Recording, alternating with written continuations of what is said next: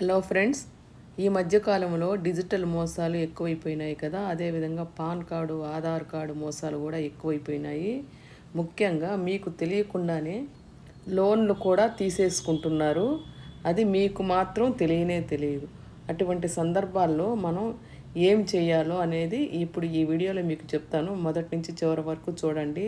చాలా ముఖ్యమైన వీడియో ఇది. ముఖ్యంగా మీకు తెలియకుండా మీ పేరు పైన ఎవరైనా లోన్ తీసుకున్నట్లయితే ఎలా చెక్ చేసుకోండి. నంబర్ 1, క్రెడిట్ రిపోర్ట్ అప్పుడప్పుడు చెక్ చేసుకోండి. క్రెడిట్ రిపోర్ట్ అప్పుడప్పుడు చెక్ చేసుకుందాం అంటే ఏంటంటే, మీరు ఎక్కడైనా లోన్ తీసుకున్న మీ యొక్క క్రెడిట్స్ అట్లా ఉంటాయి కదా, అవన్నీ అప్పుడప్పుడు మీరు ఫోన్లో కానీ లేదంటే ల్యాప్టాప్లో కానీ దీంట్లో మీరు అప్పుడప్పుడు చెక్ చేసుకుంటూ ఉండాలన్నమాట. అంటే మీ కరెక్ట్గా మీ పాన్ నంబరేనా కాదా అన్నట్టు. అదేవిధంగా బ్యాంకు నుంచి మీకు మీ రిజిస్టర్ మొబైల్ నెంబర్కి ఎస్ఎంఎస్లు వస్తుంటాయి, ఈమెయిల్స్ కూడా వస్తుంటాయి.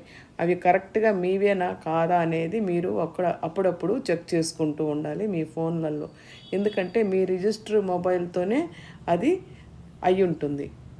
అదేవిధంగా ఆదాయ పన్ను ఖాతా, యాన్యువల్ ఇన్ఫర్మేషన్ స్టేట్మెంట్ కూడా మీరు అప్పుడప్పుడు పరిశీలిస్తూ ఉండాలి. అంటే మీ యొక్క పాన్ కార్డుతోనే కదా ఈ యొక్క ఇన్కమ్ ట్యాక్స్ అనేది జనరేట్ అవుతుంది. అందువల్ల అది కూడా అప్పుడప్పుడు చూస్తూ ఉండాలి.